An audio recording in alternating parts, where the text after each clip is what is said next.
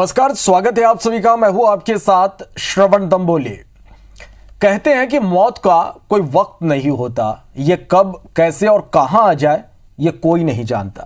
आज हम आपको इसी बात को सच साबित करते मध्य प्रदेश की दो तस्वीरें दिखाने जा रहे हैं।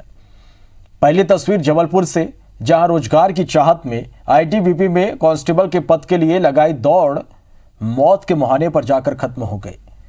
दौड़ में गिरने के बाद युवा को जिला अस्पताल में भर्ती कराया गया, जहां उसे मृत घोषित कर दिया गया। तो दूसरी तस्वीर अलीराजपुर से है, जहां विवाह समारोह में एक व्यक्ति के नाचते नाचते अचानक मौत हो गई। पारंपरिक धुन पर नाचते नाचते इस व्यक्ति के मौत का वीडियो सोशल मीडिया पर जमकर वायरल हो रहा है।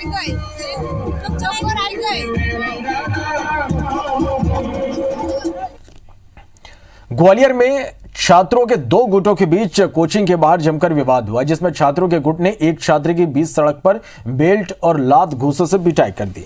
इसी बीच वहां पर मौजूद एक कार चालक ने मारपीट का वीडियो सोशल मीडिया पर वायरल कर दिया। और जब वीडियो पुलिस तक पहुंचा तो पुलिस ने मारपीट करने वाले युवक की पहचान कर तलाश शुरू कर दी है। और यह बताया जा रहा है कि डबरा का एक छात्र कोचिंग पढ़ने आता है। छात्र कोचिंग पढ़कर बाहर निकला तो लोहा मंडी के आधा दर्जन छात्रों ने उसे घेर लिया और कहा सुनी के बाद कुछ छात्रों ने बेल्ट उतारकर उसे बीच सड़क पर पीटना शुरू कर दिया। छात्र ने दौड़ लगा दी और बिल्डिंग में छिपकर अपनी जान बचाई। पुलिस ने जांच पड़ताल की तो पता चला कि विवाद किसी लड़की को लेकर हुआ है।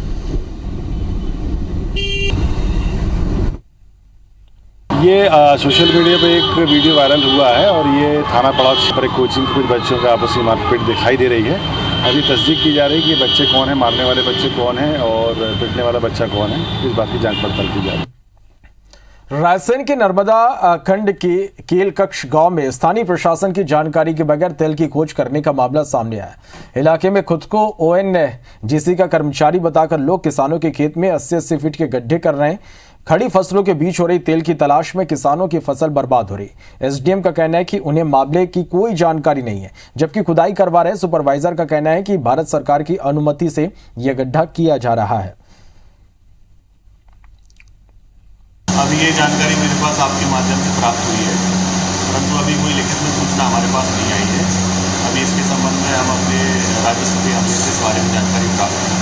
मिट्टी की डीजल गैस इसमें केमिकल डाल के इसको ब्लास्ट किया जाता है। 80 फुट तक गड्ढा किया जाता है। बड़ी मशीन इंस्ट्रूमेंट कहलाता है, वो उसको चेक करेगा। फसलों को तो नुकसान हो रहा है क्योंकि वहाँ थोड़ा बहुत गड्ढा खोद रहे हैं और उनकी मिट्टी निकल के उस पर आदमियों का आना जाना वो ठीक है, लेकिन इनके द्वारा बताया जा रहा है कि 80 फीट गड्ढा करेंगे, उसके बाद वो ब्लास्टिंग करेंगे।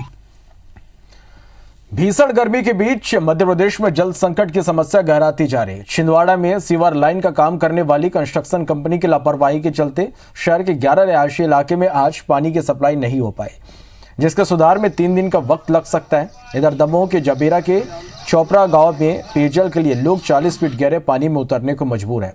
सुबह से गांव की महिलाएं, युवक और बच्चे पानी की तलाश में निकल जाते हैं और 4 से 5 किलोमीटर दूर 40 फीट गहरे कुएं पानी में भरते हैं, जो प्रशासन के सारे दावों की कलई खोल रहा है। चलिए, तो इन दो तस्वीरों से अंदाजा लगाया जा सकता है कि किस तरह से मध्य प्रदेश में जल संकट है। ये दो तस्वीरें देखिए कि किस तरह से लोग पानी के लिए जद्दोजहद कर रहे हैं। मध्य प्रदेश में ओबीसी आरक्षण पर सियासत थमने का नाम नहीं ले रही। ओबीसी आरक्षण के मसले पर कांग्रेस बीजेपी एक दूसरे पर हमलावर है, तो वहीं ओबीसी वर्ग के अलग अलग धड़ों में भी मतभेद नजर आ रहा है। बीजेपी ओबीसी मोर्चा ने आज आरक्षण दिलाने में प्रयास करने के लिए सीएम शिवराज सिंह चौहान को सम्मानित भी किया है। ये दोनों तस्वीरें मध्य प्रदेश की हैं। एक तरफ तो निकाय और पंचायत चुनाव में ओबीसी आरक्षण दिलाए जाने को लेकर सीएम शिवराज सिंह चौहान का सम्मान हुआ, तो दूसरी तरफ कम आरक्षण से नाखुश ओबीसी महासभा ने प्रदेश व्यापी बंद कर अपनी नाराजगी जताई। भोपाल में बीजेपी ओबीसी मोर्चा ने सीएम हाउस में सम्मान समारोह का आयोजन किया और मुख्यमंत्री शिवराज सिंह चौहान को आरक्षण दिलाए जाने का श्रेय देते हुए आभार जताया। इस मौके पर सीएम शिवराज ने ओबीसी आरक्षण को बड़ी उपलब्धि बताई। वहीं बीजेपी भी इसके लिए मुख्यमंत्री को पूरा श्रेय दे रही है। कौन सा सबसे बड़ा काम जिसने दिल को बहुत सुकून दिया हो वो काम कौन सा है, तो मैं कहूंगा हम ओबीसी के आरक्षण के साथ चुनाव करवा पाए। माननीय मुख्यमंत्री स्वयं दिल्ली गए और वहाँ पे अधिवक्ता साहबानों से परामर्श करके, विधि विशेषज्ञों से परामर्श करके और हमारे आयोग के तरफ से भी तो वहाँ अधिवक्ता खड़ा करके मुझे लगता है राज्य की जनता को और पिछड़े वर्ग को न्याय दिलाने का काम किया है। एक तरफ तो मुख्यमंत्री शिवराज सिंह चौहान का सम्मान हो रहा था, तो वहीं दूसरी तरफ ओबीसी महासभा प्रदेश व्यापी बंद को सफल बनाने की कोशिश में जुटी थी। दरअसल ओबीसी महासभा कम आरक्षण मिलने से खफा है। उसे लगता है कि ओबीसी वर्ग को उसका वाजिब हक नहीं मिला है। इस बंद को कांग्रेस का भी समर्थन मिला। अब ये शीश तान के ऐसा आरक्षण ला रहे हैं जहां घोर अन्याय होगा। कहीं 5% मिलेगा, कहीं 7% मिलेगा। अदालत ने भी इसको जो स्वरूप दिया है वो ठीक नहीं है। अनारक्षित वर्ग के गरीबों को 10% आरक्षण देने के लिए भारतीय संविधान में संशोधन कराया। आप उसी प्रकार का संशोधन पिछड़ा वर्ग के लिए भी करा दीजिए। कांग्रेस पार्टी सपोर्ट करेगी। कांग्रेस ने ओबीसी आरक्षण को लेकर सरकार पर हमला बोला तो जवाब बीजेपी की ओर से भी मिला। कांग्रेस के लोगों ने 0 कराया, उसके बाद 0 होने के बाद कांग्रेस अपील में नहीं गई, अपील में भाजपा गई, शिवराज जी की सरकार गई और वो 0 हटा के आई। क्या पिछड़ा वर्ग के लोग ये सोचते नहीं है? मैं समझता हूँ कि इसको एक बहुत बड़ी जीत मानना चाहिए। तो कमलनाथ जी ने तो ओबीसी के साथ बहुत बड़ा विश्वासघात किया था और कुछ राजनीतिक प्रेरित लोग जरूर कह सकते हैं, बाकी ओबीसी समाज भारतीय जनता पार्टी के साथ। कांग्रेस प्रेरित है और कांग्रेस हमेशा लोगों का विभाजन करती है और वो कभी हमने देखा कि उनके कारण ये सब हुआ। ये तो हुई आरक्षण पर सियासत। दूसरी तरफ नगरीय प्रशासन विभाग ने निकायों में ओबीसी आरक्षण को लेकर गाइडलाइन जारी कर दी है, जिसके मुताबिक ओबीसी वर्ग को 35% से ज्यादा आरक्षण नहीं मिलेगा। साथ ही आरक्षण की प्रक्रिया 24 मई शाम 5 बजे तक पूरी करने के भी निर्देश जारी किए गए हैं। Bureau report, IBC 24। नगरीय निकाय की तैयारियां जोरों से चल रही है। इस बार चुनाव अप्रत्यक्ष प्रणाली से होने की संभावना है, जिसके चलते भाजपा और कांग्रेस के दावेदार अपने अपने क्षेत्र में सक्रिय हो गए। साथ ही बड़े नेता अपने लिए सुरक्षित वार्ड देख रहे हैं ताकि पार्षद बनने के बाद महापौर के पद पर काबिज हो जाए। हालांकि कांग्रेस ने अनौपचारिक तौर पर कांग्रेस विधायक संजय शुक्ला को महापौर पद के लिए अपना उम्मीदवार घोषित कर रखा है। लिहाजा कांग्रेस विधायक ने अपनी तैयारी भी शुरू कर दी है और पार्षद का चुनाव लड़ने के लिए सहमति भी दे दी। संजय शुक्ला का कहना है कि उन्होंने पहले भी पार्षद का चुनाव लड़ा और इस बार भी संगठन कहेगा तो लड़ेंगे। इधर भाजपा में भी उठापटक जारी है। भाजपा के बड़े नेता भी अपने लिए सुरक्षित वार्ड की जुगत में है। हालांकि भाजपा में संगठन स्तर पर क्या फैसला होगा ये तो भविष्य के साथ ही पता चलेगा, लेकिन दोनों ही दलों में निकाय चुनाव को लेकर सरगर्मी तेज हो चुकी है। 2023 के अंदर नगर निगम चुनाव के अंदर वो तोड़ जवाब मिलेगा।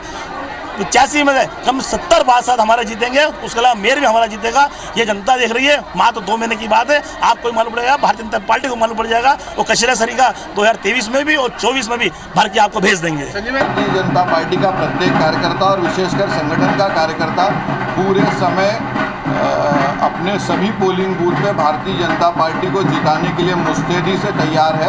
और जब हमें हमारा वरिष्ठ नेतृत्व हमें कहेगा, भारतीय जनता पार्टी का प्रत्येक कार्यकर्ता प्रण प्राण से कमल खिलाने के लिए उत्सुक है। मध्य प्रदेश में पंचायत और नगरीय निकाय चुनाव को लेकर इंदौर में मतदाता सूची के नवीनीकरण में कई नाम जुड़े हैं तो कई घटे भी। इंदौर नगर निगम सीमा में 52,964 मतदाताओं के नाम काटे गए, जबकि केवल 4,765 नए मतदाता जुड़े हैं। इनमें से कुछ लोग शहर छोड़ चुके हैं तो कुछ की मौत हो गई है। कुछ नाम शहर और गांव दोनों में मिले हैं, जिसे हटाया गया है। वहीं नई सूची में इस बार 2,414 महिलाओं के नाम जुड़े गए हैं, जबकि नए पुरुष मतदाता 2,351 ही जुड़े हैं।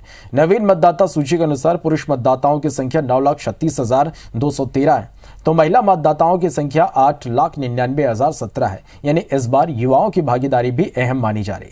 कलेक्टर मनीष सिंह का कहना है कि युवाओं की भागीदारी हमेशा से अधिक रहती है और शासन प्रशासन की कोशिश होती है कि हर बार नए युवा जुड़े और अपने मत का प्रयोग करें। हमेशा कमीशन भी ये चाहता है कि हर सोच के, हर एज ग्रुप के लोगों की जो प्रायोरिटीज रहती हैं, जो उनकी प्राथमिकता रहती है, जो सोचने नजरिए रहता है, वो इन्वॉल्व रहे इलेक्शन प्रोसेस में। तो डेफिनेटली युवाओं के आने से एक नई सोच आती है, नई उमंग आती है और नई प्रायोरिटीज़ का निर्धारण होता है जब वोटिंग होती है। इसलिए इलेक्शन कमीशन हमेशा ये प्रयास करता है कि युवा, जितने भी युवा हैं वो शामिल रहें वोटर लिस्ट में। चलिए बढ़ते आगे। मुरैना की सबलगढ़ पुलिस ने 2 हथियार तस्करों गौरव शर्मा, विकास राठौर को गिरफ्तार किया और उनके पास से 32 बोर की 4 देसी पिस्टल, 315 बोर के 2 देसी कट्टे और 10 जिंदा कारतूस बरामद किए गए। आरोपी ने पुलिस पूछताछ में बताया कि वे हथियार खरगोन से तस्करों से खरीद कर लाते थे और मुरैना, श्योपुर, शिवपुरी और भिंड में खपाते थे। बता दें कि मुखबिर की सूचना पर आरोपियों को पुलिस ने धर दबोचा है। कि लोकल डिमांड के अनुसार ये इसकी सप्लाई करते थे। एक पिस्टल की कीमत करीब 35 से 40 हज़ार रुपए इनको मिल जाता था। 2 आरोपी हैं इसमें, एक जो है गौरव शर्मा है और दूसरा विकास राठौर। बिल्कुल, इसमें आज हम इनको माननीय न्यायालय के समक्ष पेश कर रहे हैं। इनसे पुलिस रिमांड की मांग करेंगे और ये कहाँ इन्होंने सप्लाई किया है और कब से सप्लाई कर रहे हैं, इनका क्या आपराधिक रिकॉर्ड है, वो सारी चीजें हम लोग निकलवाएंगे। सीहोर में बिजली विभाग की लापरवाही का अजीबोगरीब मामला सामने आया। दरअसल बिजली विभाग ने महेंद्र विश्वकर्मा नाम के एक शख्स को 2 महीने में 10 लाख रुपए का बिल थमाया, जिससे हर किसी के होश उड़ गए। महेंद्र के मुताबिक वह बैंक से लोन लेकर मुरली रोड पर नया मकान बना रहा है। इसी के लिए उसने 5 महीने पहले अस्थायी बिजली कनेक्शन लिया था। अप्रैल में 4 लाख रुपए का बिल आया, तब उसने कार्यालय में बिल कम करवाने का आवेदन दिया, लेकिन विभाग ने समस्या को और बढ़ा दिया। अब महेंद्र का बिल 10 लाख रुपए पहुंच गए। वहीं पीड़ित बिजली विभाग के चक्कर काटते भी परेशान हो चुका है। हालांकि बिजली विभाग के महाप्रबंधक ने जल्द समस्या का निराकरण करने की बात कही है। शुरू में स्टार्टिंग में जब बिल आया था वो 1200-1300 रुपये का 4-5 महीने के लिए आ रहा था, लेकिन अचानक उन्होंने अप्रैल माह में 4.5 लाख रुपए का बिल मुझे दिया। मैंने इसके बाद MPV में जाकर शिकायत की, आवेदन दिया, उसके बाद भी मेरी कोई सुनवाई नहीं हुई। आखिरकार जब दूसरा बिल आया वो करीबन 10.5 लाख रुपए का, मैं इतना बड़ा बिल नहीं दे सकता। नया सिस्टम बिलिंग का किया, SMS के थ्रू बिलिंग। अब उपभोक्ताओं को प्रिंटेड बिल की बजाय सीधे SMS के थ्रू बिल जाएंगे। तो ये सिस्टम नया होने की वजह से सिस्टम में कुछ गड़बड़ हुई है। निश्चित रूप से वो उनका बिल करेक्ट हो जाएगा। आज पन्ना जिला चिकित्सालय में दिमागी तौर से बीमार एक मरीज ने टीवी वार्ड के अंदर घुसकर दरवाजे की कुंडी लगाकर हंगामा खड़ा कर दिया। अस्पताल प्रबंधन ने मरीज राम प्यारे प्रजापति को वार्ड से बाहर निकालने के प्रयास किए, लेकिन मरीज ने एक ना सुनी, जिसके बाद मौके पर कोतवाली पुलिस को बुलाया गया, फिर भी दरवाजा नहीं खोला। आखिर में अस्पताल प्रबंधन वार्ड की खिड़की काटकर अंदर गए, जिसके बाद 2 घंटे तक चला यह ड्रामा खत्म हुआ। मरीज को बाहर निकालने के बाद उसे ऑक्सीजन पर रखा गया, जिसके बाद मरीज की स्थिति सामान्य हुई। फिलहाल मरीज को अपने घर भेज दिया गया है। सर घबराहट से भी अंदर चले गए, बैठे बैठे सटकने लगा। अब आइए 10-15 मिनट कम आने, उसको दिमाग थोड़ी बहुत जब तो खोल ही रहा। चलिए इसके साथ फिलहाल इस बुलेटिन में इतना है।